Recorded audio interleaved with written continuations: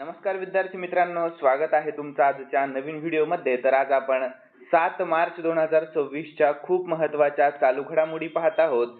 तर विद्यार्थी मित्रांनो, या व्हिडिओमध्ये मी 2026 मध्ये येणारे खूप महत्त्वाचे प्रश्न घेतलेले आहेत। तर सर्वांनी शेवटपर्यंत हा व्हिडिओ पाहायचा आहे। तर आजचा आपला व्हिडिओ सुरू करण्याच्या अगोदर कालच्या काही महत्त्वाच्या वन लाइनर स्वरूपाच्या आपण चालू घडामोडी पाहून घेऊयात रिव्हिजनसाठी। तर कालचा आपला पहिला प्रश्न होता, तर 5 मार्च 2026 रोजी महाराष्ट्र मंत्रिमंडळाने कोणत्या महत्त्वाच्या विधेयकाला नुकतीच मंजुरी दिली आहे? तर धर्मांतर विरोधी विधेयकाला। तर कोल्हापूरमध्ये नवीन IT पार्क कोठे उभारले जाणार आहे? तर शेंडा पार्क येथे। तर 34.36 हेक्टर जमिनीवर उभारले जाणार आहे।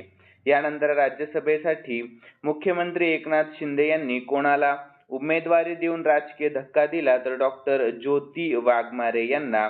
यानंतर विद्यार्थी मित्रांनो, पुढील प्रश्न, तर 2027 च्या आपल्या भारताच्या पहिल्या पूर्णपणे डिजिटल जनगणनेचे शुभंकर कोणते आहेत? तर प्रगती आणि विकास। यानंतर सध्याच्या इराण अमेरिका संघर्षामुळे कोणता महत्त्वाचा सागरी मार्ग विस्कळीत झालेला आहे? तर होर्मुझची समुद्रधुनी।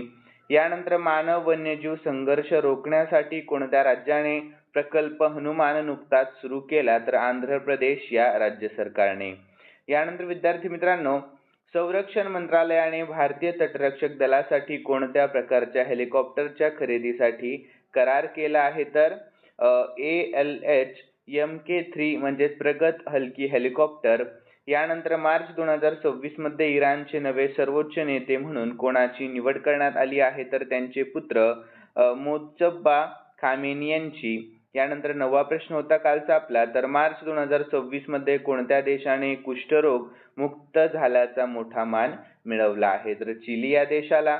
यानंतर कालचा आपला शेवटचा प्रश्न होता 10वा, तर भारत आणि कॅनडा यांच्यामध्ये अलीकडेच किती रुपयांचा युरेनियम पुरवठा करार झालेला आहे? तर 2.6 अब्ज कॅनेडियन डॉलर्सचा, म्हणजे सुमारे 23,834 कोटी रुपयांचा। ठीक आहे।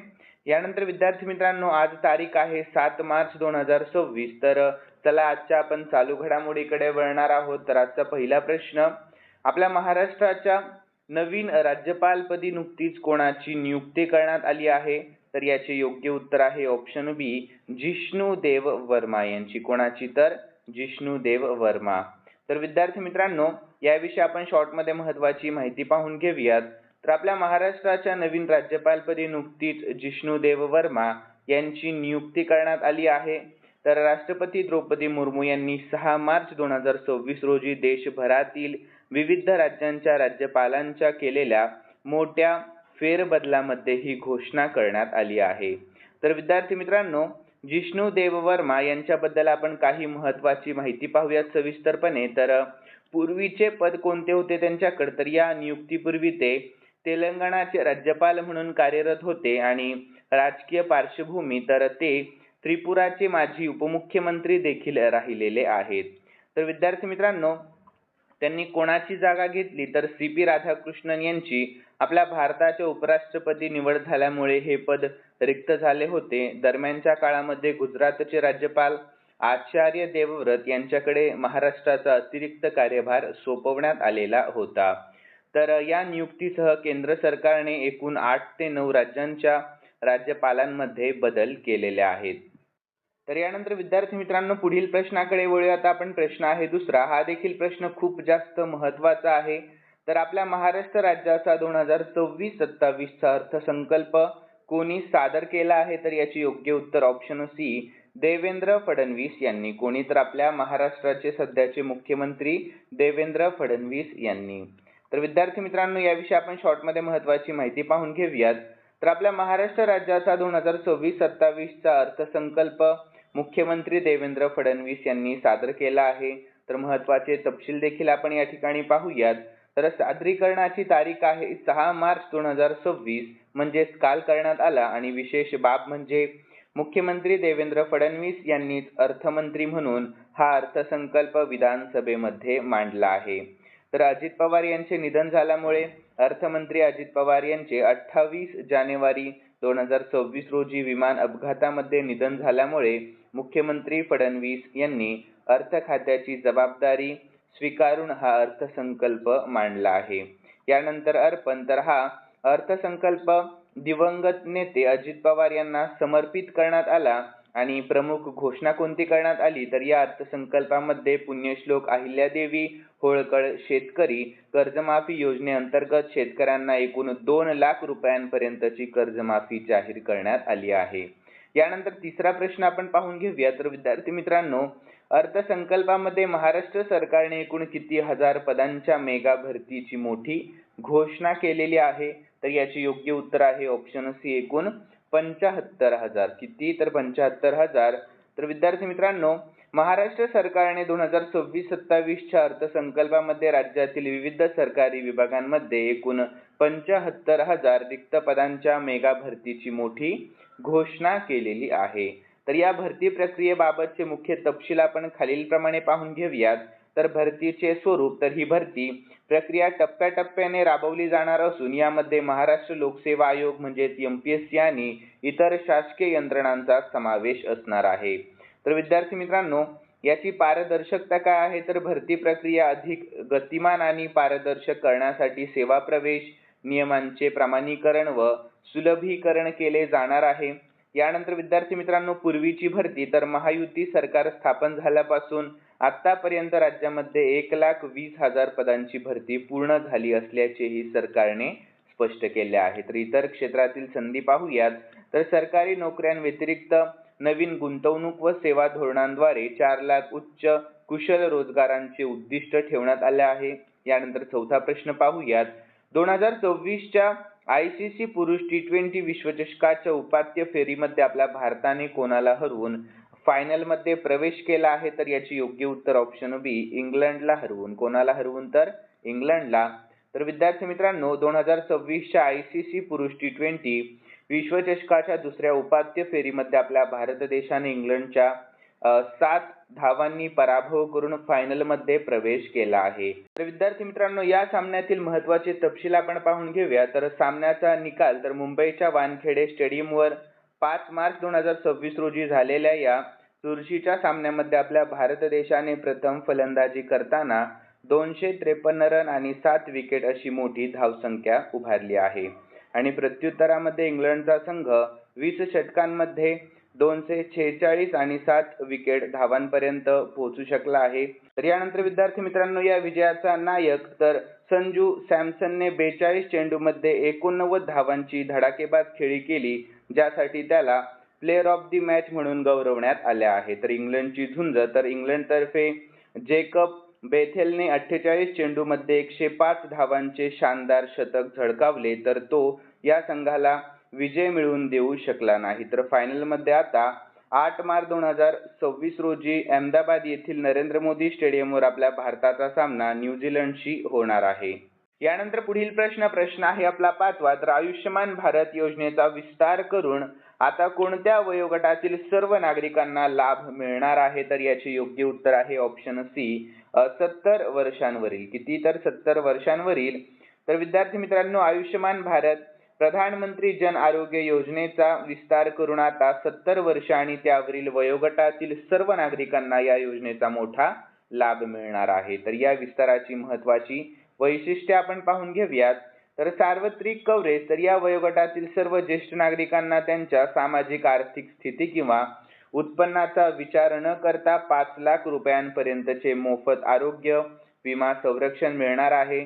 तर नवीन ओळखपत्र, तर पात्र ज्येष्ठ नागरिकांना या योजनेचा लाभ घेण्यासाठी आयुष्यमान वय वंदना कार्ड नावाचे एक नवीन स्वातंत्र्य कार्ड दिले जाणार आहे. तर विद्यार्थी मित्रांनो, टॉप अप सुविधा, तर जे ज्येष्ठ नागरिक आधीच आयुष्यमान भारत योजनेचा लाभ घेणाऱ्या कुटुंबात राहतात त्यांना स्वतःसाठी वार्षिक 5 लाख रुपयांचे अतिरिक्त टॉप अप कव्हरेज मिळेल. आणि हे कव्हरेज त्यांना कुटुंबातील इतर 70 वर्षाखालील सदस्यांसोबत शेअर करावे लागणार नाही. तर विद्यार्थी मित्रांनो, इतर विमा योजनांची आपण पर्याय पाहून घेऊयात. जे ज्येष्ठ नागरिक अगोदरच CGHS आणि ECHS किंवा आयुष्यमान CAPF सारख्या सरकारी योजनांचा लाभ घेत आहेत त्यांना एकतर त्यांची सध्याची योजना सुरू ठेवण्याचा किंवा आयुष्यमान भारत योजनेत सहभागी होण्याचा पर्याय दिला जाणार आहे. तर या निर्णयामुळे देशातील सुमारे 6 कोटी ज्येष्ठ नागरिकांना आरोग्य विम्याचे संरक्षण देखील मिळणार आहे. यानंतर 6वा प्रश्न, तर अमेरिकेने आपल्या भारताला रशियाकडून तेल खरेदी करण्यासाठी किती दिवसांची विशेष सवलत दिली आहे? तर याचे योग्य उत्तर ऑप्शन बी, एकूण 30 दिवसांची विशेष सवलत दिली आहे. तर विद्यार्थी मित्रांनो, अमेरिकेने आपल्या भारत देशाला रशियाकडून तेल खरेदी करण्यासाठी 30 दिवसांची विशेष सवलत दिली आहे. तर या सवलतीबाबतचे महत्त्वाचे तपशील आपण पाहूयात. तर मुदत, तर ही तात्पुरती सवलत 30 दिवसांसाठी असून ती 4 एप्रिल 2026 रोजी संपणार आहे.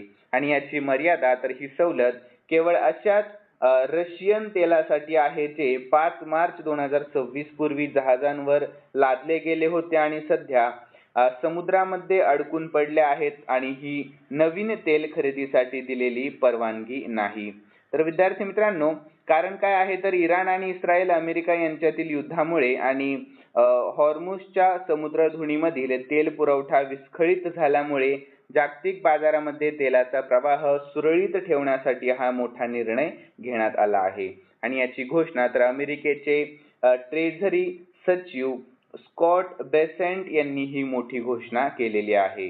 यानंतर 7व्या प्रश्नाकडे वळूयात आपण. तर विद्यार्थ्यांनो, 2026 मध्ये जागतिक GDP वाढीमध्ये आपल्या भारताचा वाटा एकूण किती टक्के असणार आहे? तर याचे योग्य उत्तर ऑप्शन सी, 17% असणार आहे. किती टक्के? तर 17%.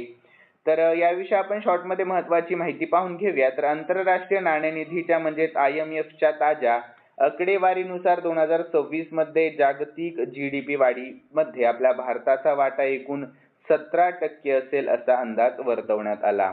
तर या महत्त्वपूर्ण योगदानामुळे आपला भारत जागतिक स्तरावर चीननंतर म्हणजे 26.6% दुसऱ्या क्रमांकाचा सर्वात मोठा विकास चालक ठरेल. तर विद्यार्थी मित्रांनो, 2026 साठी आपल्या भारताच्या आर्थिक स्थितीचे मुख्य पैलू आपण पाहून घेऊया. तर जागतिक योगदानामध्ये स्थान, तर आपला भारत अमेरिकाला 9.9% मागे टाकून जागतिक अर्थव्यवस्थेला गती देणारा दुसरा सर्वात मोठा बनेल. तर यानंतर GDP वाढीचा दर, तर IMFच्या मते 2026 मध्ये आपल्या भारताचा वास्तविक GDP वाढीचा दर 6.4% ते 6.6% दरम्यान राहण्याची शक्यता आहे. आणि आपल्या भारताच्या राष्ट्रीय सांख्यिकी कार्यालयाने आर्थिक वर्ष 2025-26 साठी 7.4% वाढीचा आगाऊ अंदाज वर्तवला आहे. यानंतर याची महत्त्वाची कारणे काय आहेत, तर पायाभूत सुविधांवरील सरकारी खर्च, वाढती देशांतर्गत मागणी आणि तंत्रज्ञानातील गुंतवणूक ही या वाढीची प्रमुख कारणे आहेत. तर 2026-27च्या अर्थसंकल्पीय अंदाजानुसार भारत या काळामध्ये जागतिक सर्वात वेगाने वाढणारी मोठी अर्थव्यवस्था म्हणून आपले स्थान कायम राखेल असा विश्वास तज्ञांनी व्यक्त केला आहे. तर यानंतर 8व्या प्रश्नाकडे आपण वळणार आहोत. तर विद्यार्थ्यांनो, शेतकऱ्यांसाठी सुरू करण्यात आलेल्या बहुभाषिक AI आधारित सल्लागार व्यासपीठाचे नाव काय आहे? तर याचे योग्य उत्तर आहे ऑप्शन बी, भारत विस्तार असे नाव आहे. काय आहे? तर भारत विस्तार. तर शेतकऱ्यांसाठी सुरू करण्यात आलेल्या बहुभाषिक AI आधारित सल्लागार व्यासपीठाचे नाव भारत विस्तार असे आहे. आणि या व्यासपीठाची महत्त्वाची वैशिष्ट्य काय आहे, तर पूर्ण नाव भारत विस्तार म्हणजे virtually integrated system to access agriculture resources असं याचा पूर्ण अर्थ होतो. तर विद्यार्थ्यांनो, उद्घाटन तर केंद्रीय कृषी मंत्री शिवराज सिंह चौहान यांनी 17 फेब्रुवारी 2026 रोजी जयपूर येथे या व्यासपीठाचे उद्घाटन केले. आणि बहुभाषिक सेवा, तर हे व्यासपीठ 22हून अधिक प्रादेशिक भारतीय भाषांमध्ये उपलब्ध असून शेतकरी साध्या फोन कॉल्सद्वारे त्यांच्या मातृभाषामध्ये माहिती मिळवू शकणार आहेत. तर मुख्य फायदे काय आहेत याचे, तर याद्वारे पिकांचे नियोजन, हवामान अंदाज, बाजारभाव आणि सरकारी योजनांची माहिती थेट शेतकऱ्यांच्या मोबाईलवर उपलब्ध करून दिली जाणार आहे. तर एकात्मिक प्रणाली, तर हे व्यासपीठ केंद्र सरकारच्या ॲग्रीस्टॅक पोर्टल आणि भारतीय कृषी संशोधन परिषदच्या सल्लागार प्रणालीशी जोडले जाणार आहे. यानंतर 9वा प्रश्न पाहूयात. तर वर्ल्ड ओबेसिटी ॲटलास 2026 नुसार बालपणातील लठ्ठपणामध्ये आपल्या भारत देशाचा जगामध्ये कितवा क्रमांक लागतो? तर याचे योग्य उत्तर आहे ऑप्शन बी, आपल्या भारत देशाचा 2रा क्रमांक लागतो. कितवा क्रमांक? तर दुसरा क्रमांक. तर वर्ल्ड ओबेसिटी ॲटलास नुसार आपल्या बालपणातील लठ्ठपणामध्ये आपल्या भारत देशाचा जगामध्ये दुसरा क्रमांक लागतो. तर या अहवालातील प्रमुख बाबी आपण पाहून घेऊयात. तर जागतिक क्रमवारी तर बालपणातील लठ्ठपणाच्या बाबीमध्ये भारत चीननंतर दुसऱ्या स्थानावर आहे आणि अमेरिकाला मागे टाकून आपल्या भारताने हे स्थान मिळवले आहे. आणि बाधित मुलांची संख्या तर भारतामध्ये 5 ते 19 वर्ष वयोगटातील सुमारे 4.1 कोटी म्हणजेच 41 मिलियन मुले ओव्हरवेट किंवा लठ्ठ आहेत. तर या वयोगटानुसार विभागणी पाहून घेऊया. तर 5 ते 9 वर्ष वयोगटातील सुमारे 1.5 कोटी मुले आणि 10 ते 19 वर्ष वयोगटातील 2.6 कोटी मुले वजनाच्या समस्येचा सामना करत आहेत. यानंतर या वाढीचा वेग तर आपल्या भारतामध्ये बालपणातील लठ्ठपणाचा दर दरवर्षी सरासरी 5% वाढत आहे, जो जगातील सर्वात वेगवान कल मानला जातोय.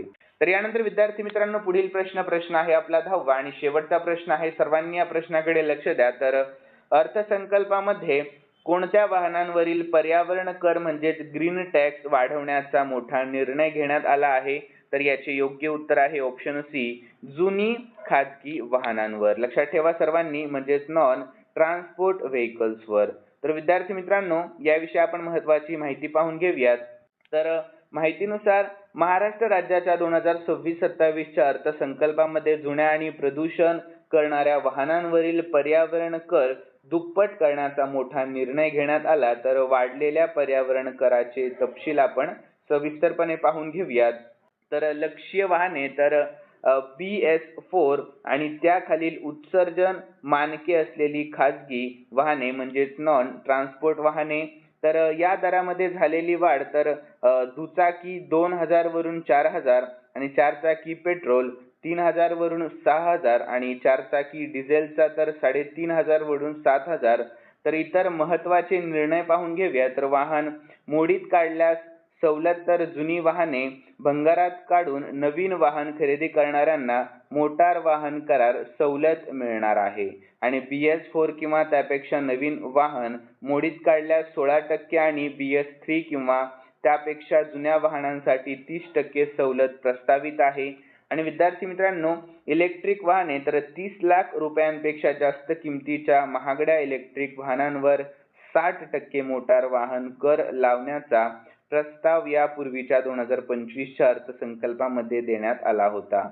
यानंतर CNG LPG वाहने तर खाजगी CNG आणि LPG वाहनांवरील करात 1% वाढ करण्यात आली आहे आणि या निर्णयाचा मुख्य उद्देश राज्यातील हवेची गुणवत्ता सुधारणे आणि जुन्या इंधन अक्षम वाहनांचा वापर कमी करणे हा आहे.